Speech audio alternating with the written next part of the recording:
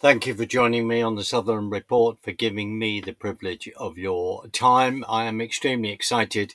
I know I always say this, as we say, to bring on a very special guest to you. And we are going to be discussing the legality, international law, which of course has been the whole issue at times that has been thrown at Israel since the 7th of October 2023, but of course, well before that, and all the various forces using that. It is a treacle, it is a minefield, but also it's not, because the answers are very simple.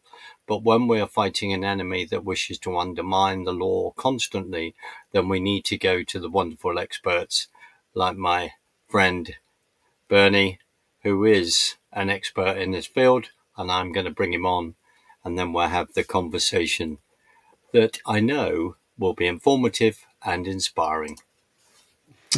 Dr. Bernie, how are you, sir? And thank you so much for joining me. We've worked very hard to make this happen. That's the schedule. That's the schedule of life. Bernie, could you please, straight from the off, just tell us who you are, what your experience is, your legal experience, what you do, and the area of expertise. Yes. Well, my background is really multidisciplinary. I began studying political sciences in Costa Rica, and I was there and I studied there for 2 years. And after those 2 years, I obtained a scholarship from the American government. And the American government Agency for International Development sent me to Washington, D.C. to study English and to continue with my studies in political sciences. And then I finished my undergraduate degree in Puerto Rico. I lived in the southern part of the island, which is really, really nice, in San Germán, in a little town in San Germán. And so, but it's really interesting because when I was in Costa Rica, I had a lecturer at US in international politics. And when she was teaching me international politics, it was something, there was like an aura, something really interesting that I couldn't put my finger onto, what the issue was. And she was really good at her subject, and especially when she was trying to explain the Israeli-Palestinian conflicts in those days. And well, so I went to America, then I went to Puerto Rico, and then after Puerto Rico, I went back to Costa Rica for 2 years. And in those 2 years, I was going back to America to do a master's degree in Tulane University in Louisiana. But 2 months before I went to Louisiana, I I was appointed to come to the United Kingdom to teach here at Trinity University. And I was in the Spanish department teaching there. And then after that, well, I ended up my contract, and then the possibility of doing further studies arised, and I went to do a PGC. I used to be a secondary school teacher of languages, Spanish and French, which is Right, very important right. in the Yeah. United Kingdom in those days. Now languages are no, I wouldn't say that they are very important, but and so I taught in secondary schools. And in the United Kingdom, the discipline is a bit quite difficult. and Yeah. I was not satisfied in any case with my intellectual curiosity, and I wanted to study more. So I went on to Leeds University and I did another master's degree in modern languages education. And in the meantime, I went, and then I also did a master's degree in international politics and security studies at the Peace Studies Department at Bradford University. And I went there because it's world renowned for that field in conflict resolution, peace studies, and conflict. So I did a master's degree, and I remember that I wrote an essay on humanitarian intervention, touching a little bit of the political aspects of what it means, and what the legality of the humanitarian intervention is. So, and I obtained a very good grade for that essay. So when I finished my master's degree, then I decided, oh, so I am really interested in international law here in order to complement international politics. Mm. So then that's when I went to do a master's degree and an MPhil in international law at the Complutense University of Madrid. And then that led me to do my PhD in international law. And so I wrote a thesis on asymmetric warfare and proportionality. Yeah, that's why I'm so interested in this issue of Hamas Mm. and the Mm. conflict with Israel, because Mm. there's a typical asymmetric conflict. Mm. And so I concluded my doctoral thesis, and then I was awarded one of the highest grades. Brilliant. Well, with distinction, cum laude. Mm. So and then since then, I've been in this path because I was never convinced about the narrative that is out there, that everybody shares, that Israel is the flaunter of international law, that Israel is the vilifiers, and everything is presented in black and white. But alongside that, there is another problem that has been going on there for a while, and is the use of international law in order to undermine Israel's rights over the land, and also to undermine Israel, to question the credibility of Israel in the international system. And so, because I am not convinced about this narratives that are going there. So that's when I started, I'm critical about this.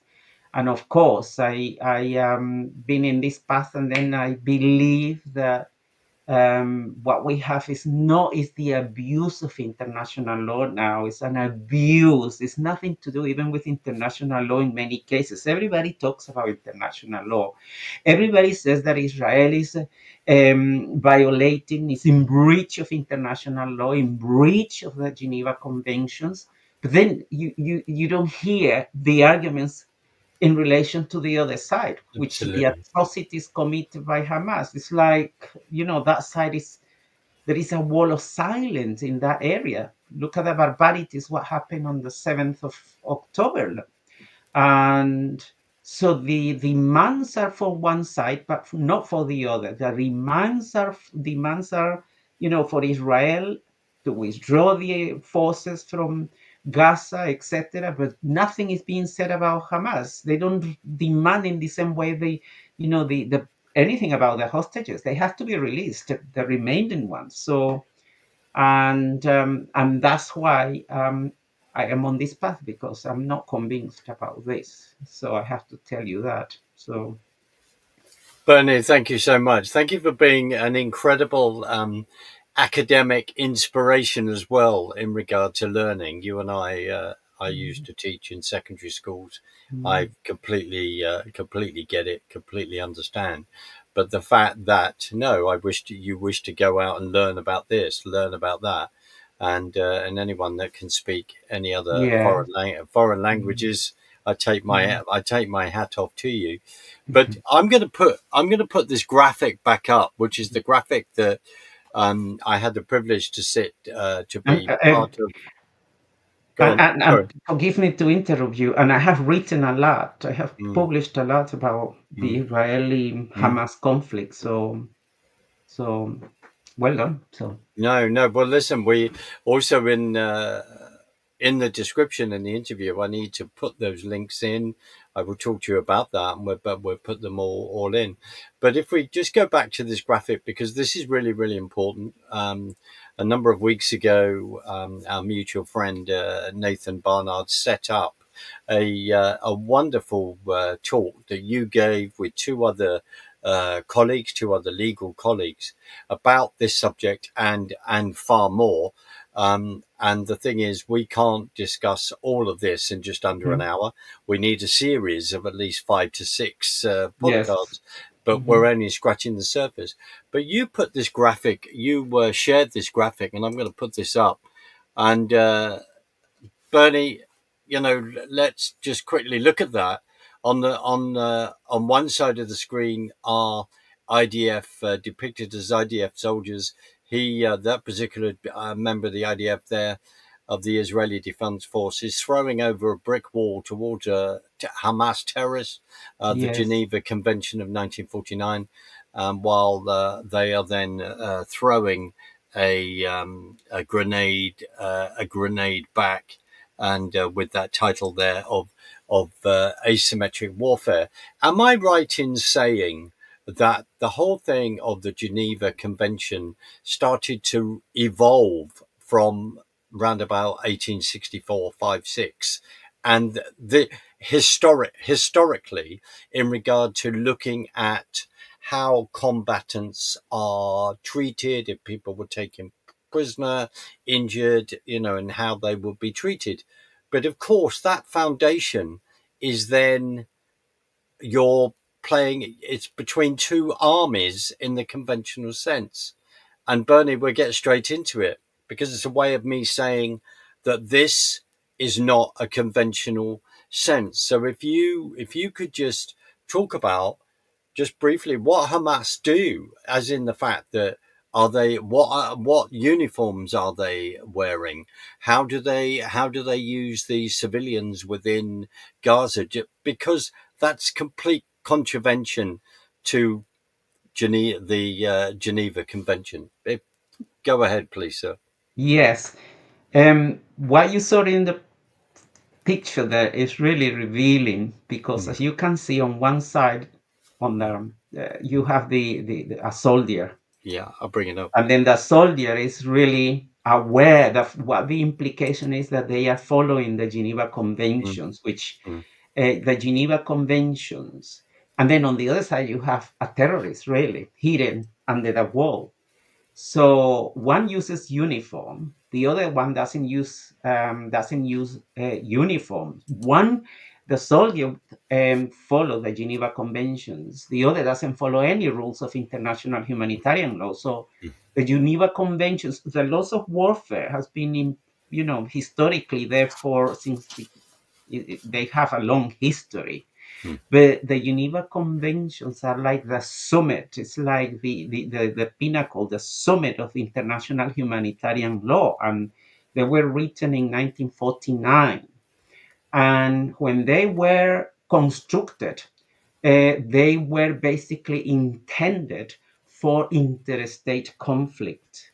Interstate conflict is a conventional conflict in the sense that you have two opposing armies mm, fighting each other. They use uniform. They carry out arms openly. You can see them. They are. You can detect them. You can see them.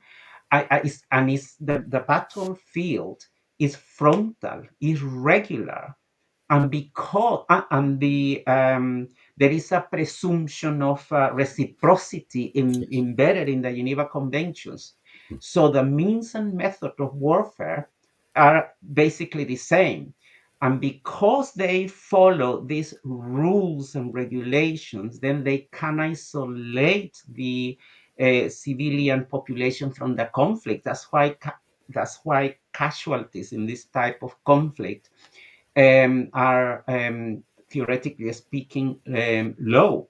And the last basically the last conventional war that we have as an example is the Falklands War, where the United Kingdom went to war against the Argentinians, and then they isolated the civilian populations. We don't have that now in Ukraine, even though we have two armies, but it has now um, evolved into what we call a hybrid conflicts. And Vladimir Putin is not following the rules of combatancy at all. He's attacking the civilian population. But then asymmetric warfare is what we have now, basically.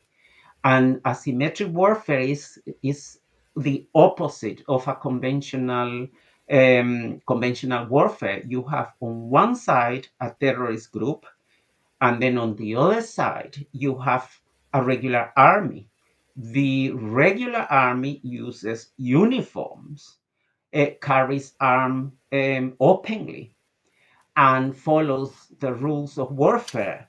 But on the other side, terrorists like Hamas, for example, the only time Mm. that Hamas have been using uniform is when they come out in for the press in order to Excuse me. release release hostages. But that's because they do it Yeah, for the press. They are staging this. yeah, So yeah. terrorists is the opposite. They don't follow any rules of engagement, legal rules of engagement. The basic tool of this type of warfare on the side of the non-state actor is terrorism. And then what does this mean? Well, first of all, they are embedded in the civilian population. That's the problem with terrorists, because they cannot fight a powerful army. They cannot compensate a massive disparity of power between the army and them, and in a frontal battlefield, because the army will exterminate them. There is no other alternative for terrorists to use the civilian population as a center of gravity, as a center of the operations. And then using the civilian population is where they cover themselves, they protect themselves. Mm, So mm, they are hidden there, and from there they attack the army. The problem is because they are not interested in following any legal means and method of warfare, because they can because they are detectable and can be exterminated. So they have no other choice but to embed themselves there. And then um, so the battlefield is amorphous, is blurred, is the civilian population. Can you see? It's the only way to survive for them. And so in a type of battlefield like this one, where one side is a terrorist group that you cannot detect, you cannot see, you don't know, but you can see mm, the soldiers. mm. The problem is for the army is how to project lethal power Yes. without keeping civilian casualties low. The terrorist is in control of the civilian population, but the army is not. And then because if the army now by there are two rules of basic rules of engagement that has to be respected. Well, one of them is the principle of distinction. That is an imperative norm of international humanitarian law. The civilian population must not be object of attack, only legitimate military targets. But there is another rule that is a relative norm of international humanitarian law, which is the principle of proportionality. And that's where we have the problem and all the accusations that we have against Israel. Because what's happened is the non-state actor, the terrorist, because it's hidden in the civilian population, is embedded there.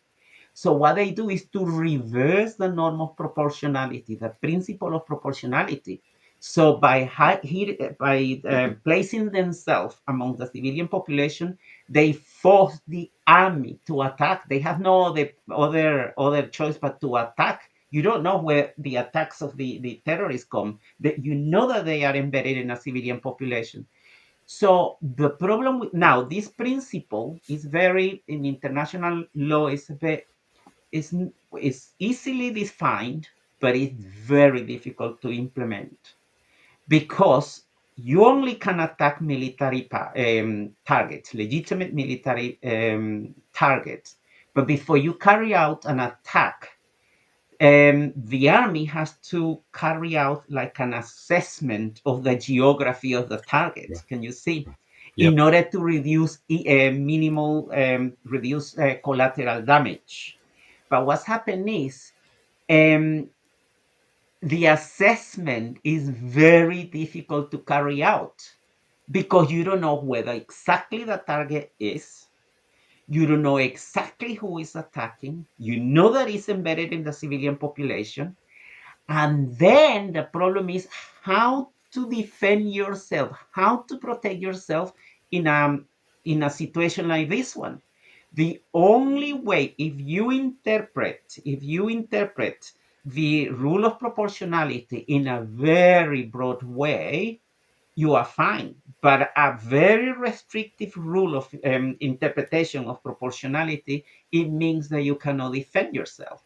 Whilst the terror is attacking you, bombing you, then you have to restrain yourself because the proportionality rule says that you must reduce civilian casualties. So how are you going to Mm. balance Mm. protecting yourself, protecting the civilian population against a terrorist group that is um, embedded in using a civilian population as a center of gravity.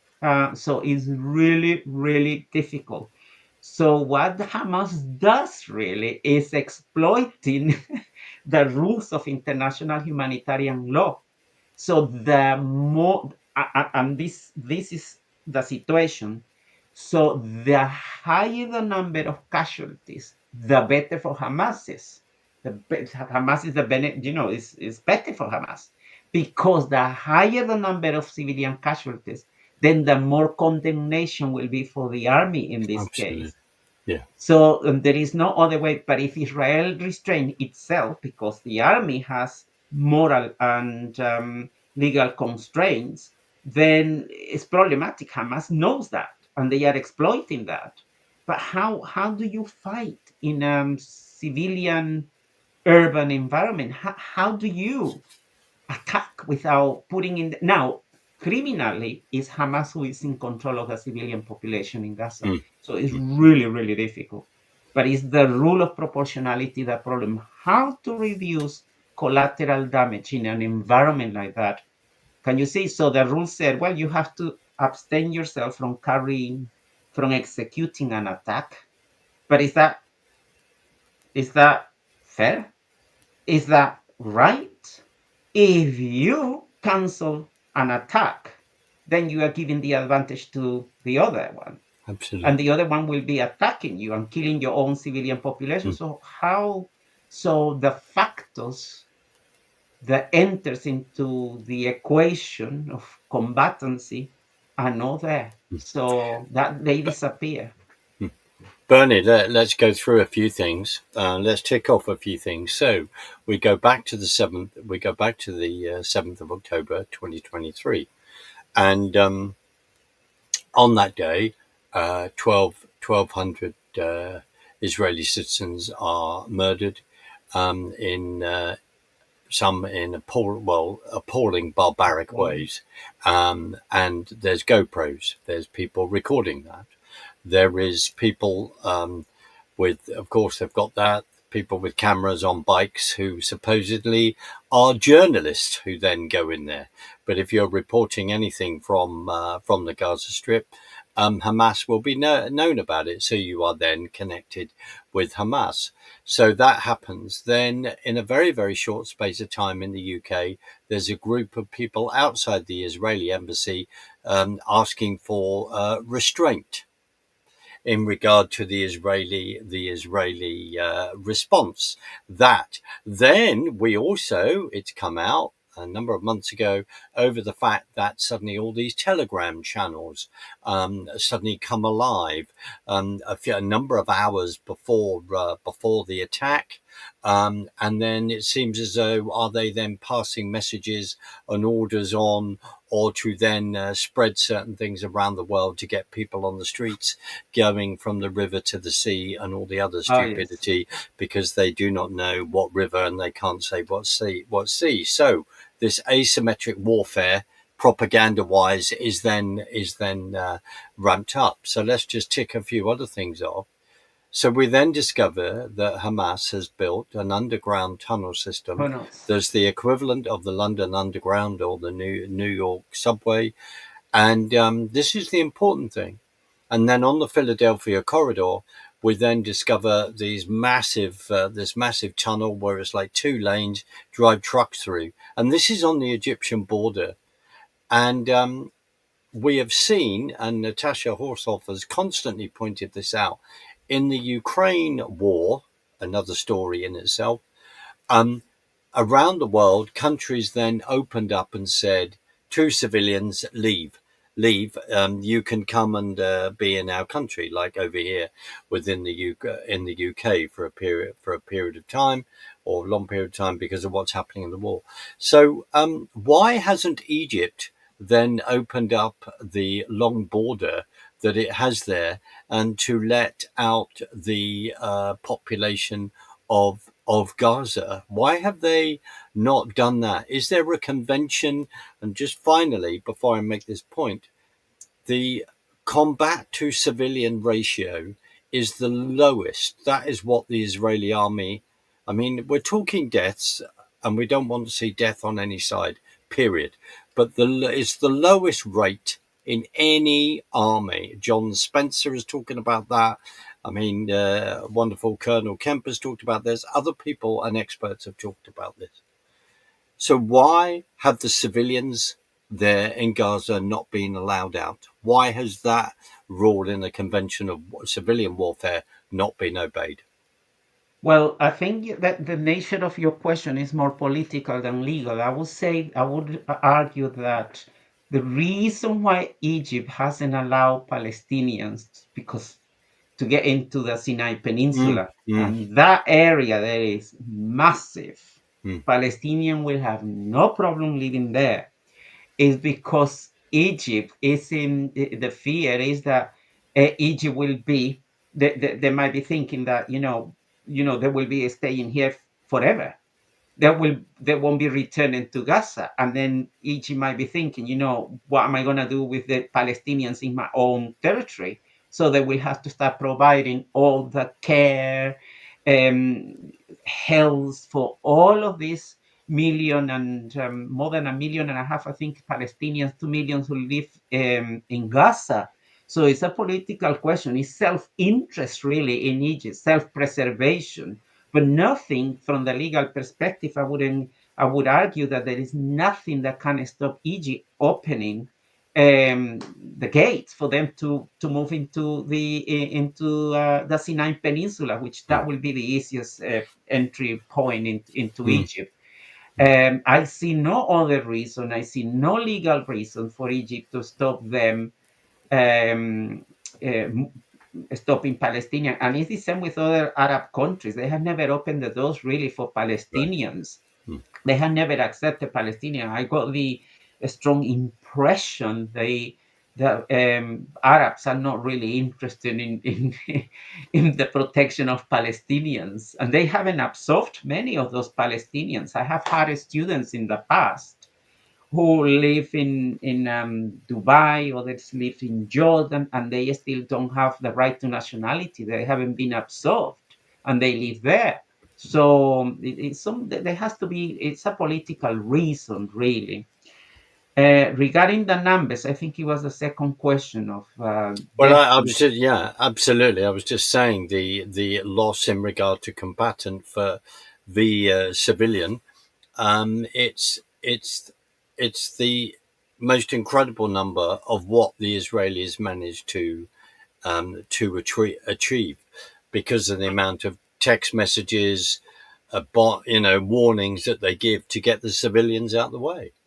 Oh yes, the Israeli army always is warning them, and then they Mm, they have to move from one area to another. But of course, the international community and the public opinion, international public opinion, do not agree with anything of these practices. I don't really know what to say. Israel has the right to defend itself. Yeah. And if Israel doesn't want, the civilian population to move to different areas, then the civilian casualties will be sky high in Mm. any case. That is one problem. Israel, in any case, Israel have to assess legally every single action Yes. that they do, and they know that the international public opinion is observing them.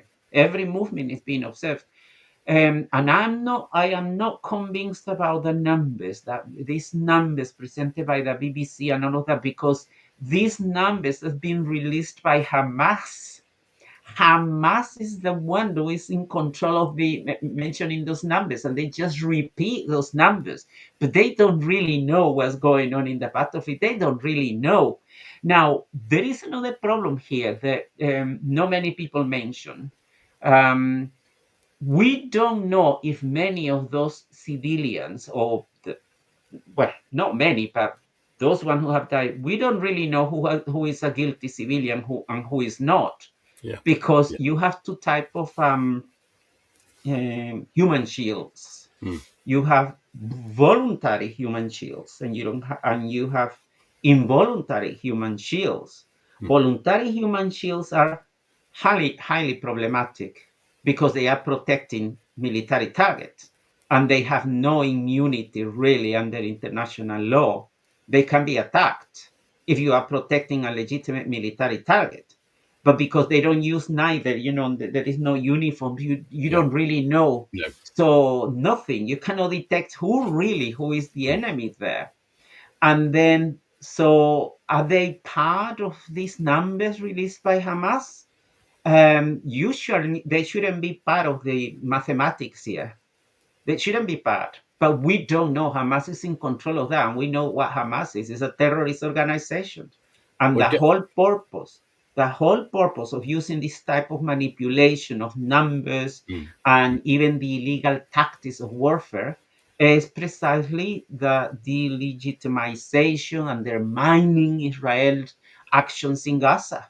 So, and we can see the reactions, but I'm Well, not convinced.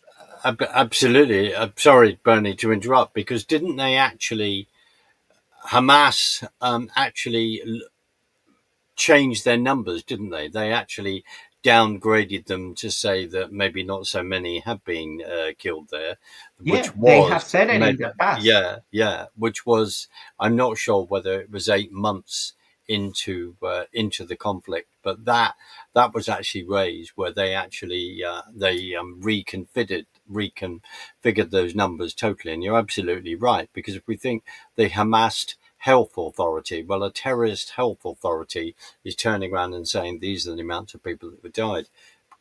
Sorry, Bernie, but just going back to, again, I know you talked about this, but I'd like to try and make it clearer.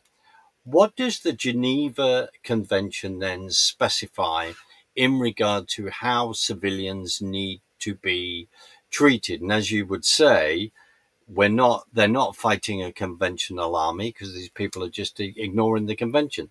So that's why I raised the issue about the Philadelphia corridor and saying on the Egyptian border there, and saying that the civilians need to be got out of the way. And just as an aside, in the last couple of days, I think the French government have passed that Palestinians may be able to go to France. That's another subject that you and I will raise our eyebrows, because no.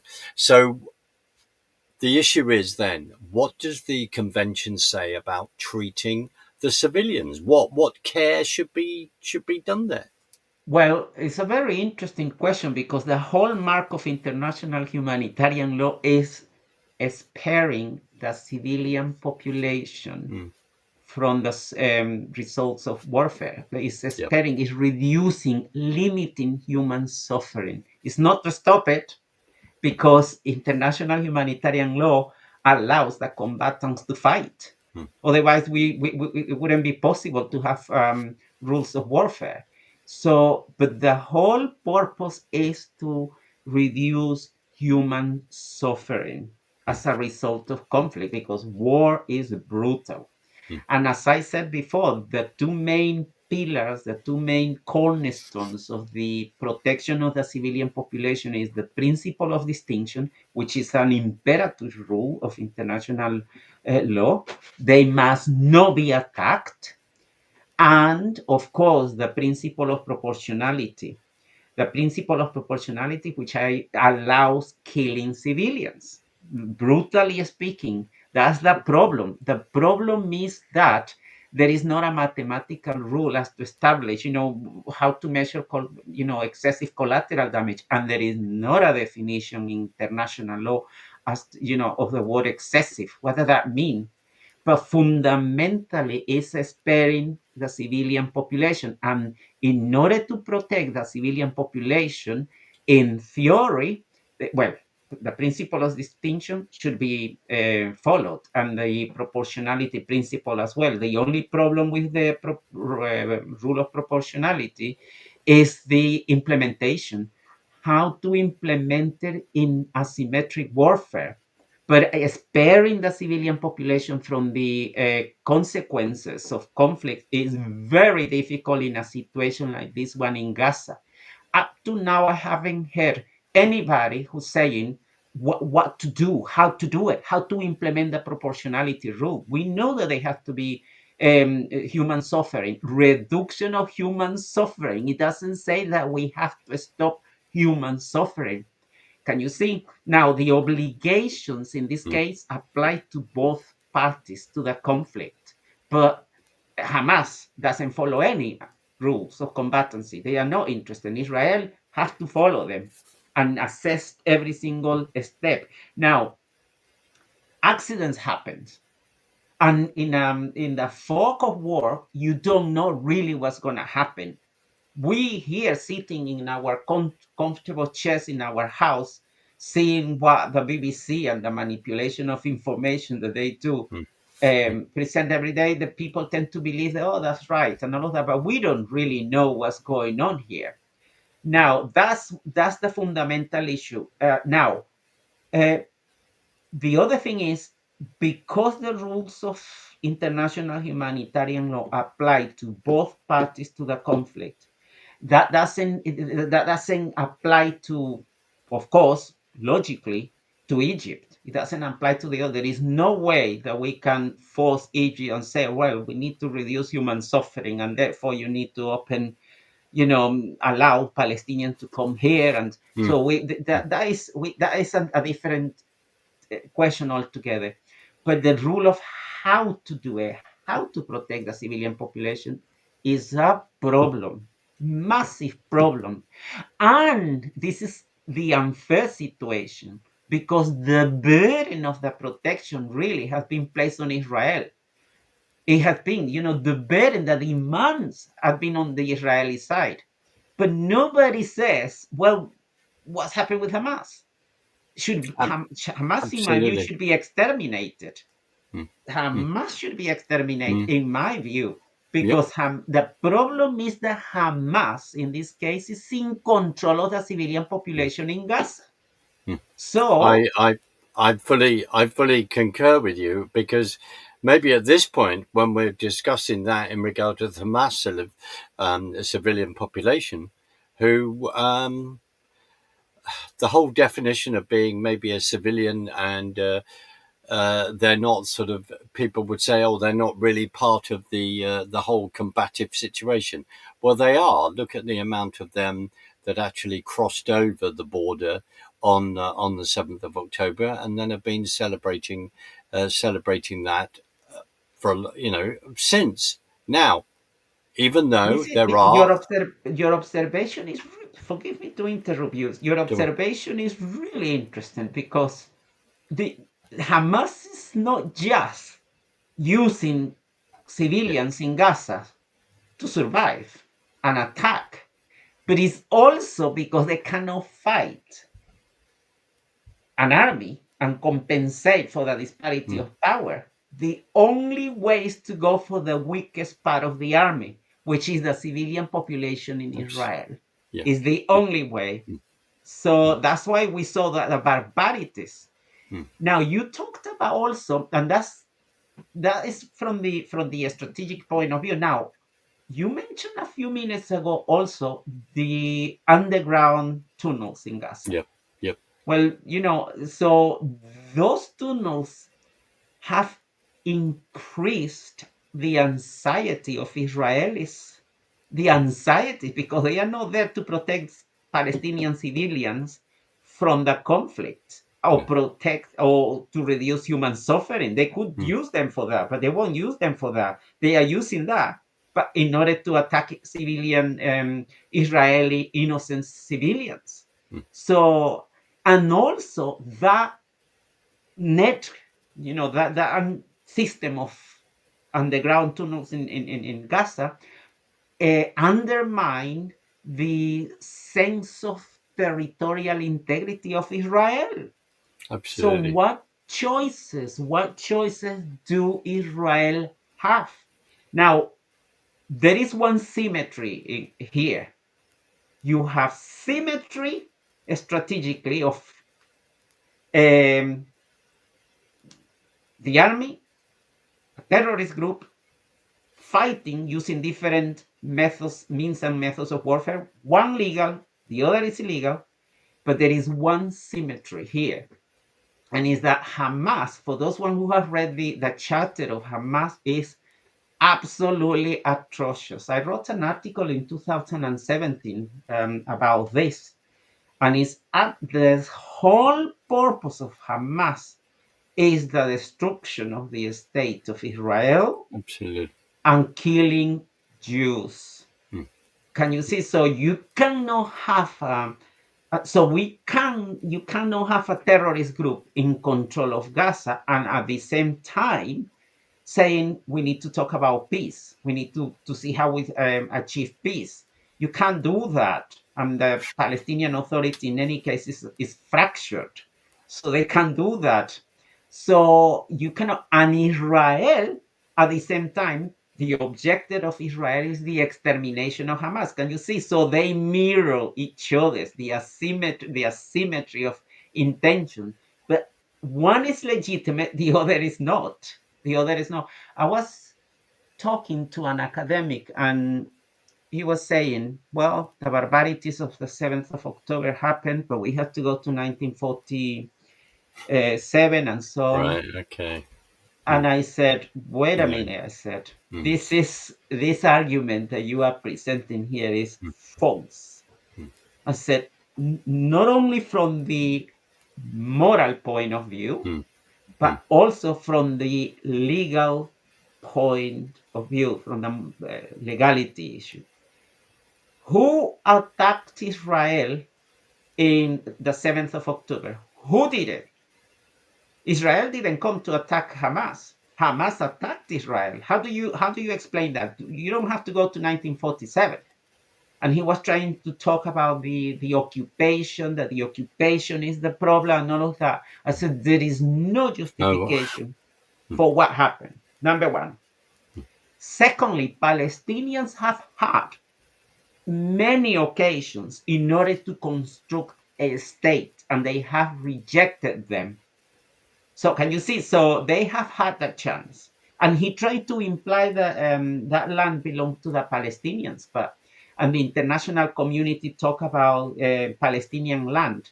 What I have not seen yet is the international legal deeds where clearly is stated that the land belonged to the Palestinians. There is no, I haven't seen, you go all of these resolutions, you go, well, some Security Council resolutions, and then you have General Assembly resolutions. General Assembly resolutions are problematic because they are not legally binding in yeah, international law, so yeah, you can ignore them. And Security Council resolutions, you have two types of resolutions. You have one type of resolution taken under Chapter 7 of the UN Charter, and the other one under Chapter 6 of the UN. One set of resolutions are legally binding, those taken under Chapter 7, and they are no recommendations. The others taken under or approved under Chapter 6 of the UN Charter are recommendations.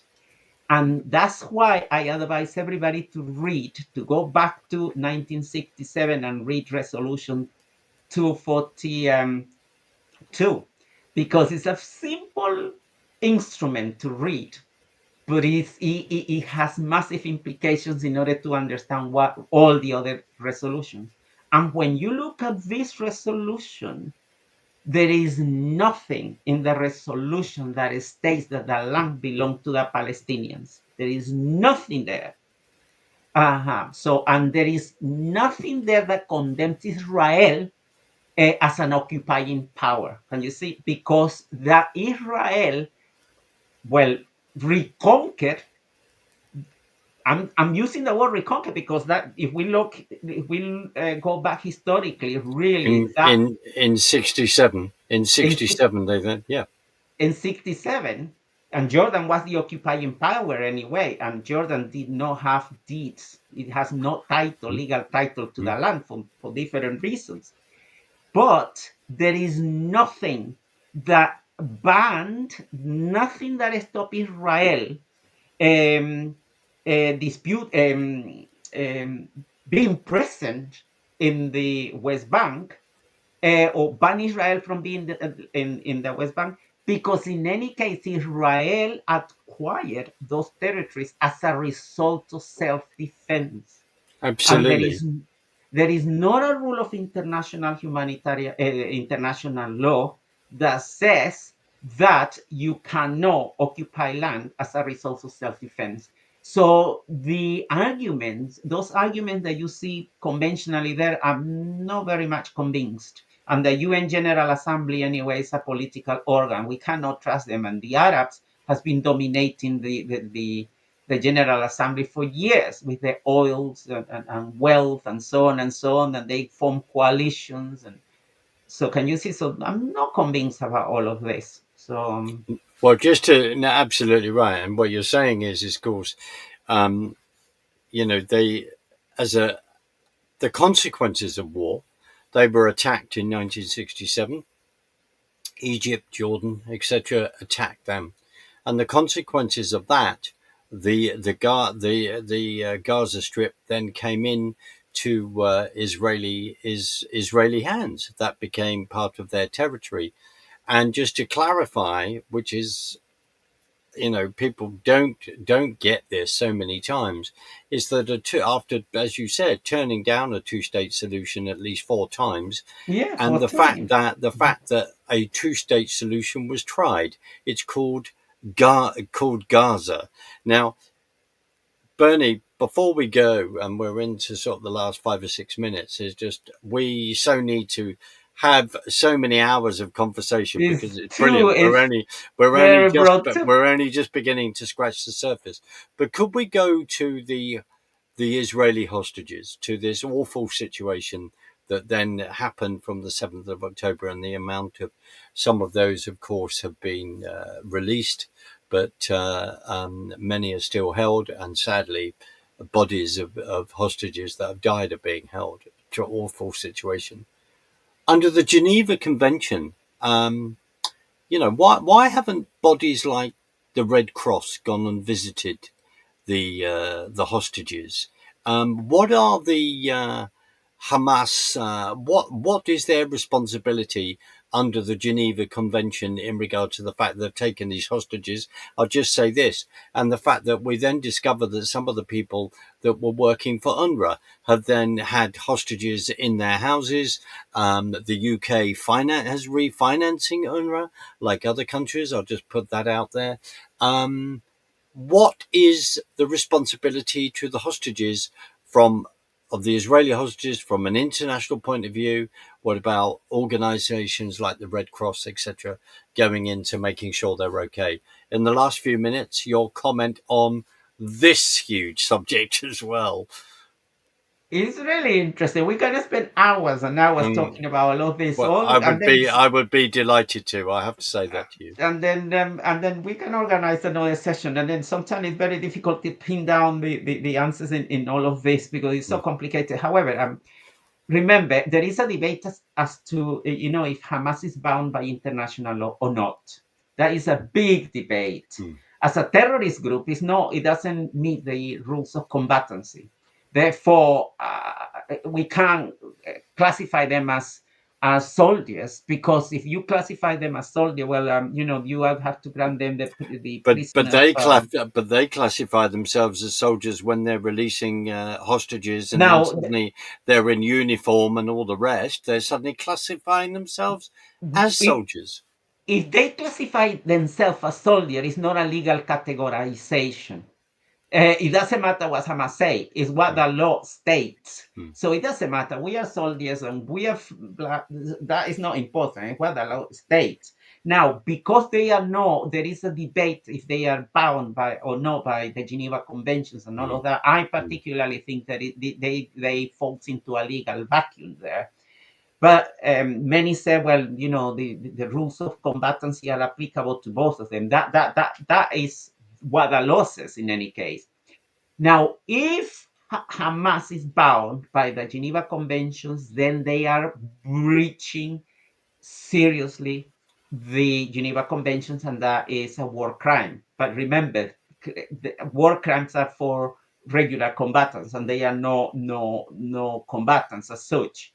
So, under international law, taking hostages is completely illegal. Is Yes. banned by the Yes. law. So, Yes. from that perspective, they are totally in breach. Now, they have been killing hostages, abusing them, Mm. and so can you see, so that is atrocious. It's a serious breach of the Geneva Conventions. Beyond that, we can't really say what the next step is, how to enforce the Geneva Conventions with a terrorist organization like that one in order to protect the hostage, because unfortunately they are in total control of the hostages. Is the only power, is the only tool that they have against the army. Is the only, the only tool that they can use in order to negotiate and reach some type of settlement with Israel. But there is no other way to see the situation. Or they have, well, legal obligations, Mm. but the problem is it's a war crime. It's a war crime. And then if we see the situation from human rights perspective, then the situation gets more complicated. But it's very, very, very difficult. I don't know what's going to happen next. They cannot kill all of them. They cannot kill, even if they have killed the rest. We don't know if they have been killed or not, because they won't release any information in order to help the army. You know, it's the only tool, but it's very difficult. Uh, But it, they should be and then processing them. What rule of laws are you going to apply? mm, International mm, criminal law, mm. or do you criminalize that under national domestic systems like Israel does? So it's very difficult. Well, Bernie, this leads us into the other huge word that is thrown against Israel, which is the word genocide, where they're saying, "Oh, they're committing genocide in Gaza," which is, I personally don't believe that's true. I I don't think believe that. the population of Gaza, I think, is growing, and if they were committing genocide, then they've been doing a very very bad job of that. They wanted to do it, they would have just carpet bombed Gaza within a number of hours, and that would have been it, and leveled it into a car park.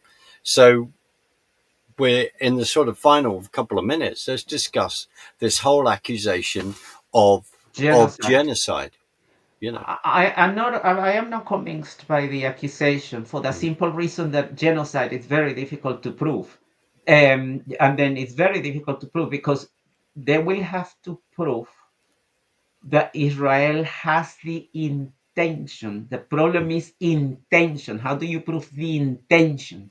That, going into, there might be high numbers of deaths, casualties, but it doesn't necessarily mean that you have done them with the intention of killing them as an ethnic group, religious group. There is a specific definition of genocide under the Genocide Convention. yes, And to me, proving it is very difficult. even if there is a high number of casualties. How are you going to prove that? Because ultimately, as I said, the element of intentionality is the issue here. How are you going to prove that? How are you going to, you cannot just infer that from a high number of deaths for the sake of argument, unless you prove that under the qualifying conditions of the Geneva Convention, genocide, and it takes years, in any case, years to qualify, to prove that. Now, the other thing attached to this somehow is the rule of proportionality. There has not been an international tribunal. There is no precedent in international law of about war crimes for violations of the rule of proportionality. So Israel, I don't know, people are saying war crimes because it's Yeah. Mm, disproportionate numbers of them. But mm, how do you prove that? How? There are structural problems with the rule of proportionality. So the issue of genocide on one side, you have to prove, and then the issue of proportionality, there is no precedent in international law. And if there is one international tribunal that will decide this, they will have to have a high level of confidence to do this, because they can lose credibility in the international legal system. well, Bernie, we look back at history. We look back in Germany in 1941, where they really fired up and began the final solution, and then you are exterminating a people group, which is the Jewish people, and you end up through a whole the Yeah, industrialization of murder of 6 million people, and that to me is then a distinctive genocide, because that is the people group that you were going yeah. for. Bernie, on on that note, I'm going to end our first discussion, I think, of many, and I know we've gone all over the place, but these are really really important, because the issue of when the accusations of genocide, what is actually happening to the Israeli hostages, this whole thing of a terrorist group where the BBC go prescribed, then they're hiding behind a civilian population. These key issues. Israel did not start the war. Hamas, the terrorist proxy of Iran, did. We have a lot more to discuss. I just want to thank you so much for your time. I'm going to play us out. I'll say goodbye to you on the other side, and it's been an utter delight to have this conversation, not about easy subjects, but it's important No, that we have this. And the reason being is because of the other side of the argument, that frankly there are no arguments, and they do not stick to the rule of law. They do not stick to what is right. They completely want to redefine that. Bernie, thank you. I'll play us out. I thank look you. forward to speaking to you again. Thank You're you so much. welcome. I Thank hope you. that everything was clear. As you said, sometimes we get off It that was part of. I hear you, but it's no, it's excellent. Thank you. Yeah. Thank